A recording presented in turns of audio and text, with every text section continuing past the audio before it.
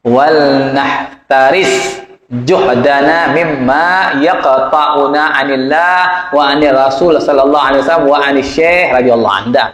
Kemudian hendaklah beliau mewasiatkan kepada kita lagi, hendaklah kita waspada, berhati-hati dengan sekuat tenaga ya, dari hal-hal yang bisa memutuskan kita dari Allah.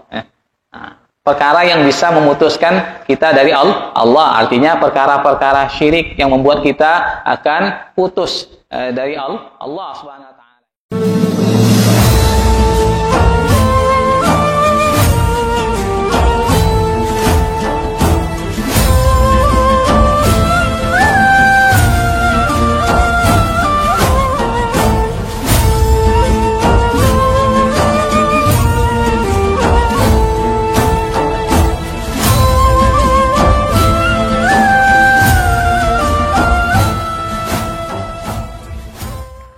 Assalamualaikum warahmatullahi ta'ala wabarakatuh. Alhamdulillahilladzi ja'alana min ummati sayyidil anbiya wa hadana ila tariqati sayyidil awliya. Asyhadu an la ilaha illallah wahdahu la syarika lah syahadatan taj'aluna minas su'ada wa asyhadu anna sayyidana wa habibana Muhammadan abduhu wa rasuluhu wa azkal azkiya. Allahumma salli ala sayyidina Muhammad al-fatih lima ughliq wal khatim lima sabaq nasiril haqqi bil haqq wal hadi ila siratikal mustaqim wa ala alihi haqqa qadrihi wal qadaril azim wa radiyallahu an syekhina wa qudwatina al-qutbil maktum Abil Abbas Ahmad Muhammad Tijani. Rabbi shrah sadri wa yassir li amri wa hlul 'uqdatam min lisani yafqahu qawli, amma ba'd. Ya ayyuhal asatidzal kurama wa ikhwani an-nujaba, para asatidz yang mulia, para ikhwan yang berbahagia, yang mudah-mudahan senantiasa dan selalu dalam lindungan, bimbingan, rahmat, taufik dan hidayah Allah Subhanahu wa taala. Allahumma amin ya rabbal alamin.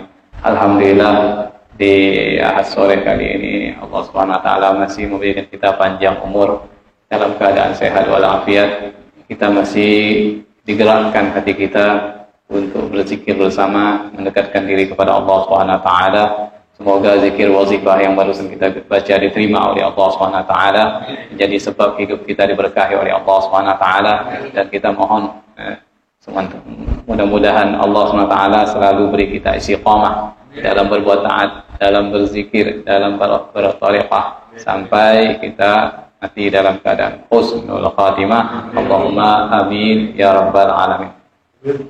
Para asatidz, para ikhwan yang berbahagia, melanjutkan kajian kita pada ahad yang lalu. Kita sudah sampai pada puncak kitab ya.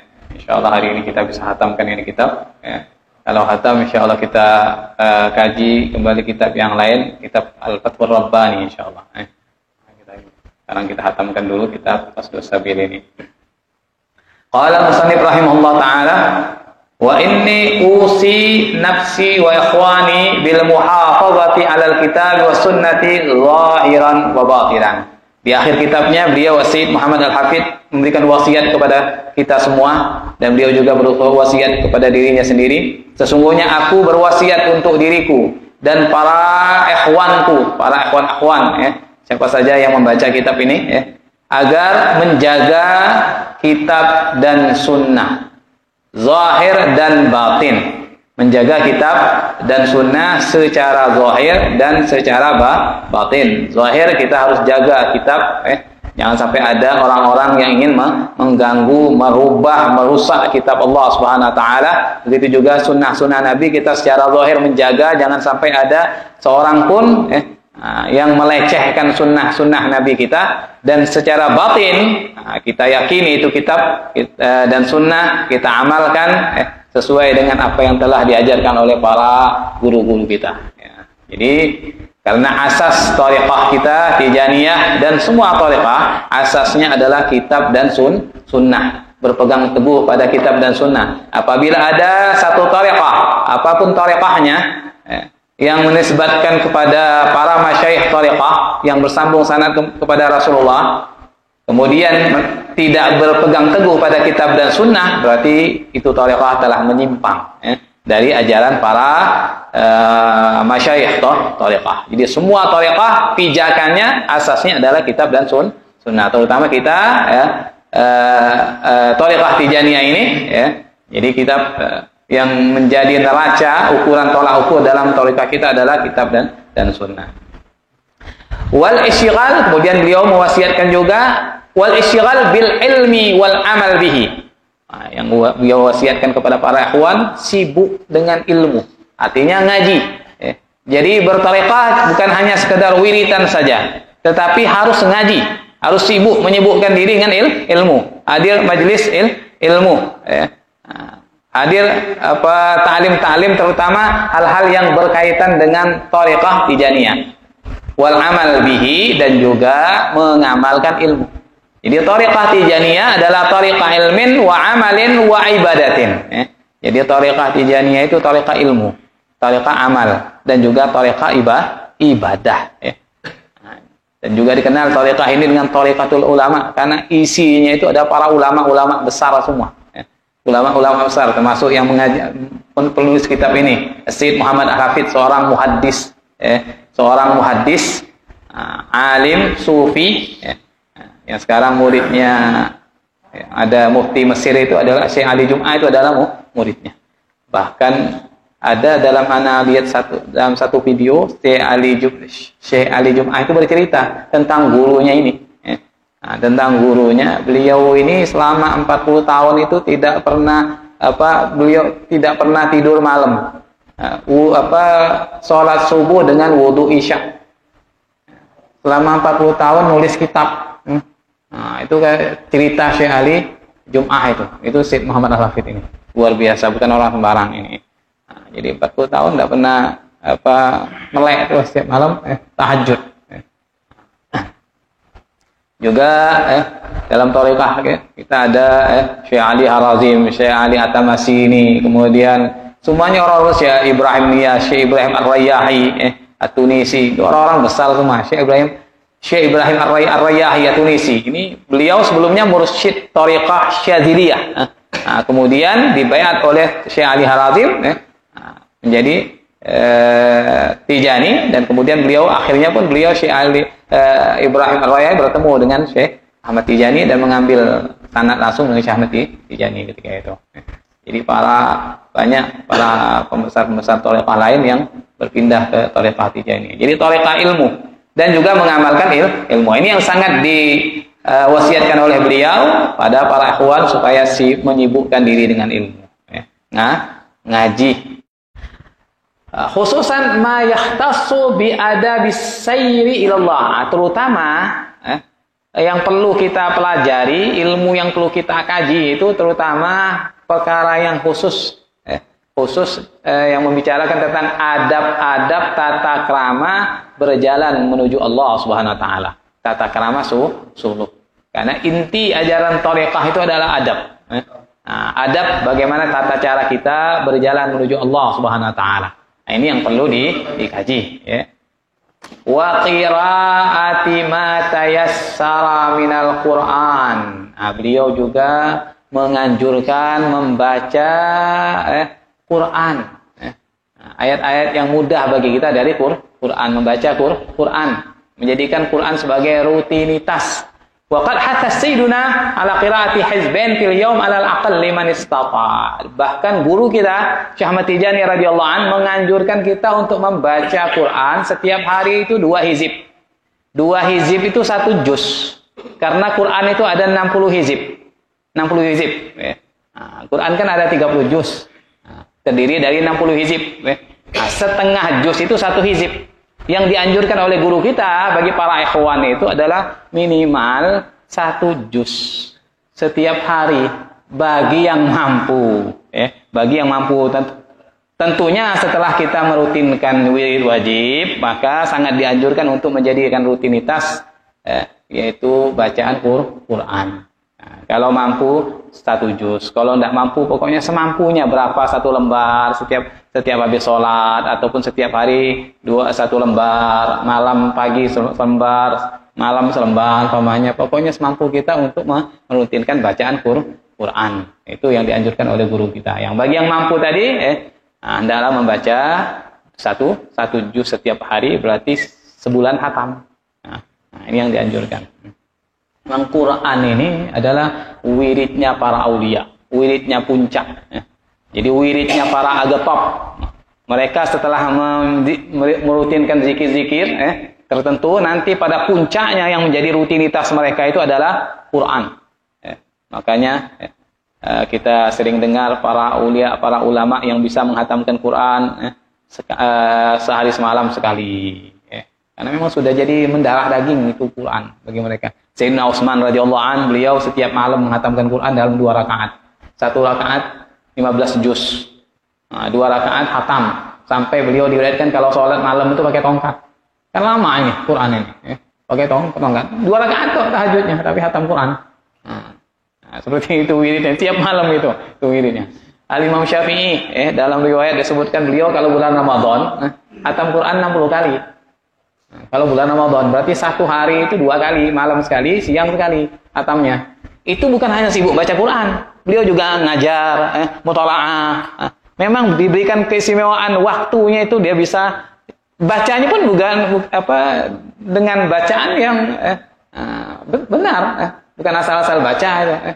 Maka ada diberikan memang orang-orang yang sudah memang Quran itu sudah menjadi darah daging bagi. Makanya Syekh Ahmad Tijani menganjurkan kita untuk membaca Quran kalau bisa bagi yang mampu, kata Sayyid Muhammad Al-Hafidh, 1 hari itu satu juz.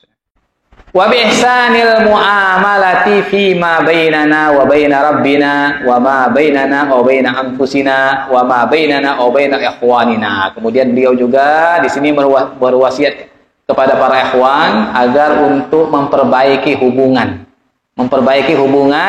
antara kita dengan Allah, perbaiki hubungan kita dengan diri kita sendiri. Hubungan kita dengan Allah artinya ketika kita beribadah, hendaklah kita ibadahnya jangan hanya sekedar menggugurkan kewajiban. Berusahalah kita untuk beribadah kepada Allah SWT karena mahabbah, karena melaksanakan perintah dan mahabbah kepada Allah dengan adab. Jangan hanya sekedar sah menurut fikih, yang penting sah. Tapi bagaimana supaya ibadah kita sempurna dengan adab yang sempurna. Ini yang maksudnya yang dimaksud oleh beliau memperbaiki hubungan kita dengan Allah. Dan juga memperbaiki antara kita dan antara diri kita sendiri. Kita juga harus menjaga diri kita, wajib menjaga diri kita itu. Jangan sampai kita bawa ibadah terus ada istirahatnya, ada waktu istirahat. Itu maksudnya memperbaiki hubungan di diri kita. Ada waktu untuk keluarga, ada waktu bekerja juga, ada waktu zikir, bisa membagi itu. Membagi dan kita juga kasih porsi untuk diri kita beristirahat, untuk diri kita ngumpul bersama teman, ngumpul bersama keluarga. Dan juga menjaga hubungan baik, memperbaiki hubungan antara kita dan antara para ikhwan. Para ikhwan di sini yang dimaksud adalah para ikhwan at-tijaniyah. Jangan sampai ada saling cela mencela, saling sakit menyakiti antara satu sama lain. Nah, ini yang diingatkan beliau. Fa inna izayatal ikhwan izayatun lin Nabi sallallahu alaihi wasallam. Nah, ini beliau mengingatkan mengganggu, menyakiti seorang ikhwan itu adalah menyakiti Nabi. Menyakiti Nabi. Ini yang disampaikan oleh Rasulullah kepada Syekh Ahmad Tijani. Bahwasanya ashabuka ashabi, fuqara'uka fuqara'i, talamiduka talamidi. Jadi para ashabmu, muridnya adalah ashabku, kata Rasulullah. Para fuqara'mu, fuqara'ku. Dan para muridmu, muridku juga. Maka sampaikan kepada muridmu. Hendaklah mereka jangan saling menyakiti, jangan saling mengganggu. Berbeda paham itu biasa. Tapi jangan sampai dengan sebab perbedaan paham justru kita memusuhi. Sesama ikhwan. Memang beda pahamnya sudah dari sejak zaman sahabat. Tidak bisa memang hidup itu memang harus berbeda. Memang seperti itu. Tapi sebaik-baik orang yang berbeda itu bisa memahami, memahami perbedaan itu. Tidak boleh merasa benar sendiri. Setiap orang likulli ra'sin ra'yun. Setiap kepala itu masing-masing punya ide masing-masing. Punya pemikiran masing-masing. Jadi kita tidak boleh mau mengajak orang harus sama dengan pemikiran kita, jangan. Tidak bisa itu, memang tidak bisa. Memang setiap orang tuh punya pemahaman dan pemikiran masing-masing. Jangankan orang seperti awam seperti kita ini, para sahabat aja mereka berselisih, berbeda paham, tetapi tidak menjadi perbedaan itu mereka saling bermusuhan, tidak.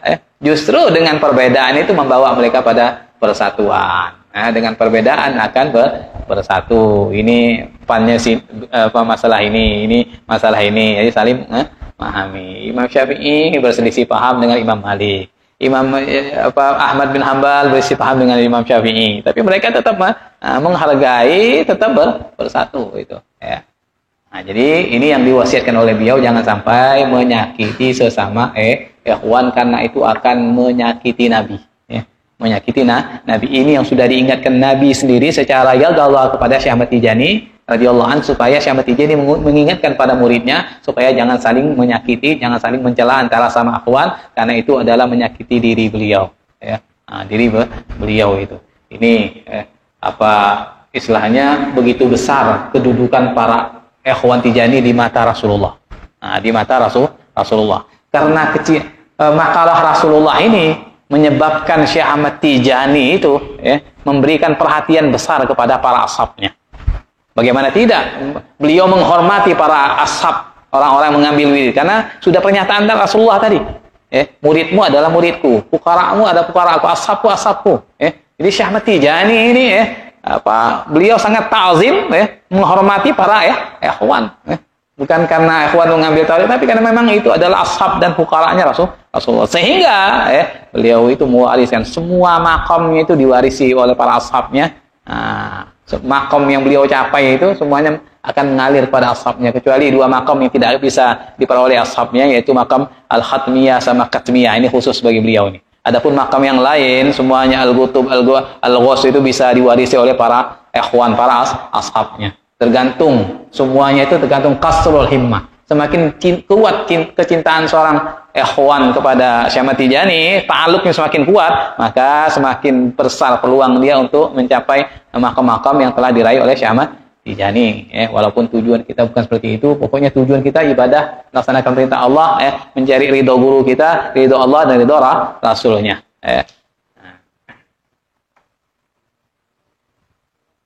Wal nahtaris juhdana mimma yaqta'una 'anillah wa 'anil Rasul sallallahu alaihi wasallam wa 'anil Syekh radhiyallahu anhu. Kemudian hendaklah beliau mewasiatkan kepada kita lagi, hendaklah kita waspada, berhati-hati dengan sekuat tenaga dari hal-hal yang bisa memutuskan kita dari Allah. Perkara yang bisa memutuskan kita dari Allah, artinya perkara-perkara syirik yang membuat kita akan putus dari Allah Subhanahu wa taala ini. Jangan sampai kita melakukan hal-hal syirik ini. Karena di akhir zaman ini syirik di umat Rasulullah itu sangat samar dan tak terlihat. Maka makanya harusnya ngaji kita, biar tidak terjumus pada perbuatan-perbuatan yang membawa pada kesyirikan. Kemudian kita akan terputus dari Allah Subhanahu wa taala. Na'udzubillah. Kalau sudah terputus dari Allah, syirik itu sudah tidak ada harapan. Kalau orang mati dalam keadaan musyrik, sudah tidak ada harapan itu. Kalau mati dalam keadaan maksiat, dosa besar apapun masih ada harapan untuk diampunkan oleh Allah Subhanahu wa taala. Tetapi kalau sudah mati dalam keadaan syirik, amal apapun tidak akan manfaat. Haji 1000 kali pun dia enggak bola balik, tidak akan manfaat dia kalau sudah matinya dalam keadaan syirik itu. Tidak ada harapan dia untuk dapat ampunan, itu tidak ada harapan sudah. Tapi kalau orang maksiat, minum, zina, curi umpamanya, selama dia tidak syirik, masih ada harapan untuk mendapatkan ampunan dari Allah. Nah, ini yang beliau wasiatkan supaya kita menjaga dari perkara-perkara yang bisa memutuskan kita dari Allah, dan juga yang bisa memutuskan kita dari Rasulullah sallallahu alaihi wasallam. Jangan sampai kita melakukan hal-hal yang bisa memutuskan kita dari Rasulullah. Sebagai contoh, umpamanya yang bisa memutuskan kita dari Rasulullah, kalau kita benci kepada ahli baitnya Rasulullah, itu akan bisa memutuskan hubungan kita dengan Rasulullah. Kalau kita benci kepada ahli baitnya, kalau kita kenal sekarang ini para sadat, para syurafa, para habaib, itu kan memang sudah ahli baitnya Rasulullah. Jangan sampai kita benci kepada mereka, karena hal tersebut akan membuat hubungan kita dengan Rasulullah putus. Nauzubillah, summa nauzubillah. Apa yang akan kita harapkan kalau sudah Rasulullah tidak mau nyambung hubungan dengan kita, tidak mengenal kita, nanti di akhirat syafaat siapa yang mau kita minta? Oleh karena itu kita hendaklah menjaga. Wa anis syekh radhiyallahu anhu, juga kita para ikhwan supaya menjaga dengan sekuat tenaga dari perkara yang bisa membuat putus dari guru kita Syekh Ahmad Tijani radhiyallahu anhu. Jangan sampai kita melanggar syarat-syarat yang sudah ditetapkan oleh Syekh Ahmad Tijani radhiyallahu anhu. Apapun yang telah ditetapkan oleh Syekh Ahmad Tijani radhiyallahu anhu dari syarat-syarat, maka itu yang harus kita patuhi. Sebelumnya sudah kita bicarakan panjang lebar. Pokoknya kita jaga. Apapun ucapan Syekh Ahmad Tijani radhiyallahu kita lakukan. Jangan bertanya kenapa kok begini ya. Jadi murid yang sodik itu adalah yang menerima, percaya penuh, yakin penuh pada gurunya. Apapun yang dikatakan gurunya, dia lakukan. Yang dilarang gurunya, dia tinggalkan. Tanpa banyak tanya, sudah. Itu murid yang sodik. Gitu. Maka jangan sampai, kata beliau, kita melakukan hal-hal yang membuat kita terputus dari madat guru kita, Syekh Ahmad Tijani radhiyallahu anhu. Kita jaga wirid wajib kita, lazimah, wazifah, dan hailalah jamaah, kecuali ketika kita uzur. Khususan ma khatulifa fi kaunihi mukaffiran. Nah, terutama yang harus kita jaga perkara yang diperselisihkan keberadaannya itu bisa mengkafirkan. Kalau perkara yang jelas, perkara yang sudah jelas yang bisa membuat orang syirik, kafir itu dan tidak bicarakan lagi. Ada beberapa perkara yang dijadikan perselisihan di antara ulama, bahwasanya itu bisa membuat orang syirik, bisa mengkafirkan, berselisih. Maka lebih baik kita keluar dari khilaf untuk lebih warak, menjaga jangan melakukan perkara-perkara yang diperselisihkan tersebut. Khawatir barangkali kita akan terjerumus pada hal-hal yang bisa membuat kita menjadi kufur, musyrik. Wasairil kabair, dan seluruh dosa-dosa besar. Wabil akhas maka min asbabi su'il khatimah wal iyadu billah, terutama perkara yang bisa menjadi sebab-sebab kita mati dalam keadaan su'ul khatimah. Sebab-sebab perkara-perkara yang menjadi sebab seseorang kalau dilakukan dia akan mati su'ul khatimah. Di sini beliau Syekh Muhammad Hafidz mencontohkan kamu ada di auliya illahi ta'ala, seperti memusuhi para wali Allah. Memusuhi para wali Allah itu bisa membuat seseorang itu su'ul khatimah kalau dia tidak tobat.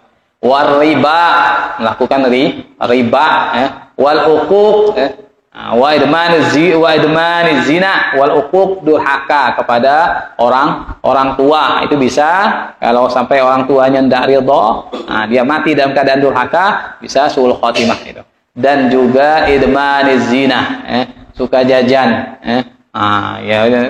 idman itu berarti kan continue, rutin berzina ini. Rutin sudah berzina, berbahaya ini. Karena zina itu seperti minuman keras. Kalau orang sudah melakukan sekali, kepengen ini, akhirnya ketagihan. Seperti ada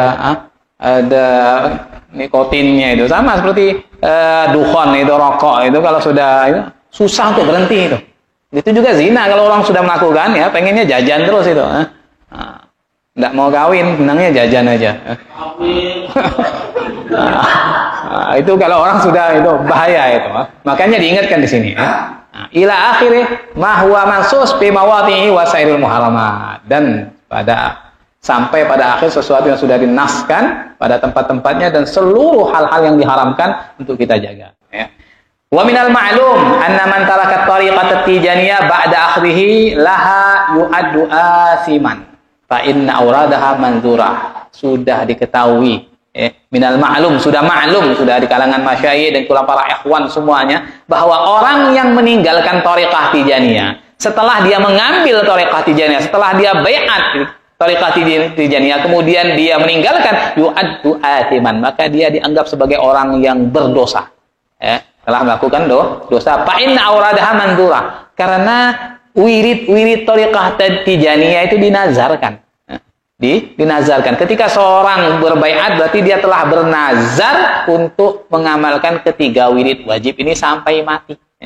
Maka ketika dia meninggalkan berarti dia telah berkhianat kepada Allah, berkhianat kepada Rasulullah. Dia sudah janji mau zikir kok malah ditinggalkan semuanya. Berarti kan khianat sama Allah, khianat kepada Rasulullah, dan juga khianat kepada Syekh Ahmad Tijani. Inilah sebab sehingga dia dikatakan sebagai pendosa, orang yang telah melakukan dosa. Bahkan sebagian qaul mengatakan yuhsya alaihi suul khatimah. Dikhawatirkan dia akan mati dalam keadaan suul khatimah kalau tidak kembali lagi. Nah, dalam salah satu makalah disebutkan seperti itu. Kalau ini beliau hanya mengatakan dosa dia. Nah, dosa. Wa adamul wafa bin nadri haram. Tidak menepati nazar itu haram. Seseorang sudah bernazar, kemudian tidak ditepati, maka haram hukumnya. Berarti dosa dia. Makanya sangat dianjurkan kepada orang yang ingin bergabung dalam Thariqah Tijaniyah, mempelajari terlebih dahulu syarat-syaratnya sebelum masuk. Harus benar-benar sudah siap dia untuk menjalankan Thariqah tersebut. Karena bukan untuk tabaruk. Ada mungkin sebagian Thariqah lainnya bisa dengan izin hanya tabaruk saja. Tapi dalam Thariqah Tijaniyah tidak bisa ngambil Thariqah Tijaniyah untuk sekedar tabaruk. Kalau harus masuk, tinggalkan yang lain, harus masuk ke dalam Thariqah Tijaniyah. Itu aturan sudah. Wal najatanib mujalasata man yu'awwiquna fis-sayr wal wasulu. Dan tidaklah kita menjauhi untuk duduk bareng atau untuk bergaul dengan orang yang menghalangi kita dalam berjalan dan suluk menuju kepada Allah Subhanahu wa taala. Orang yang menghalangkan, terutama orang-orang yang ingkar kepada thariqah, orang-orang yang benci pada para aulia. Bahkan ada kelompok orang yang mengkafirkan ahli thariqah, terutama thariqah Tijaniyah. Orang-orang seperti itu jangan kita dekati, dijauhi. Bahkan Syekhuna Ahmad Tijani dalam wasiatnya beliau malah melarang muridnya untuk sholat menjadi makmum di belakang orang-orang yang ingkar itu. Orang-orang yang benci kepada thariqah dan benci kepada beliau dan benci pada para wali itu jangan menjadi makmum. Lebih baik sholat sendiri daripada menjadi makmum mereka. Kata beliau ini sampai seperti itu. Karena itu racun. Kalau kita ngumpul sama mereka maka ide, pemikiran, kebencian mereka juga akan mengalir pada kita dan bahkan bahaya bagi diri kita sendiri. Nanti bahkan akan bisa merubah keistiqomahan kita itu. Fa innama nahnu qasidunal haq subhanahu wa ta'ala. Karena sesungguhnya kita itu yang kita tuju adalah Allah Subhanahu wa ta'ala. Yang kita tuju adalah Allah Subhanahu wa ta'ala. Fa inna qad azma'na as-safara minal kauni ilaihi azza wajalla. Karena kita telah bertekad bulat untuk berjalan, ini bila mengibaratkan safar, melakukan perjalanan, menempuh jalan dari alam semesta menuju kepada Allah Subhanahu wa taala. Kita mulai dari dunia ini untuk mengeluarkan dari kita dari hiruk pikuk dunia untuk menuju kepada Allah, berjalan menuju kepada Allah SWT sampai benar-benar hijab kita dibuka oleh Allah SWT sehingga kita bisa untuk masuk ke hadrahnya Allah Subhanahu wa taala. Ini tugas kita selaku salik thariqah. Jadi ketika ada orang-orang yang menghalangi kita dari mendekatkan diri pada Allah, maka jauhi. Jangan sampai mereka itu memutuskan hubungan kita dengan Allah Subhanahu wa taala. Nas'aluhu subhanahu ayyajma'ana jami'an fi hadratil khassah. Kita mohon kepada Allah SWT agar Allah bisa mengumpulkan kita semua di hadrah khususnya bersama para aulianya, para nabinya yang telah masuk terlebih dahulu ke dalam hadrahnya Allah. Kita mohon supaya kita pun ditarik, digiring oleh Allah menuju hadrah tersebut. Fi maq'adi sidqin 'inda malikin muqtadir, di tempat yang jujur, di sisinya raja yang maha berkuasa, maha mampu. Wa ayyatawallana wa iyyakum abadan, dan semoga kita mohon Allah Subhanahu wa taala menjadikan kami dan kalian sebagai walinya.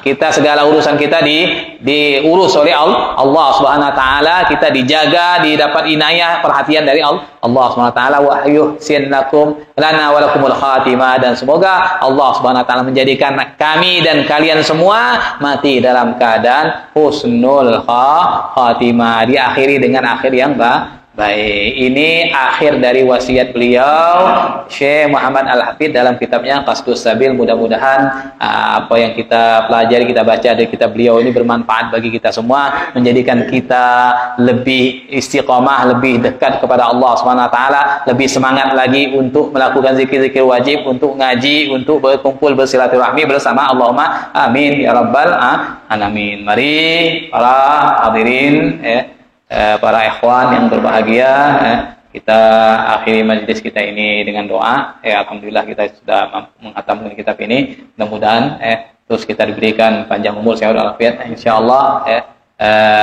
ahad yang akan datang kita ganti kitab, kita kaji kitab Al-Fathur Rabbani insyaallah.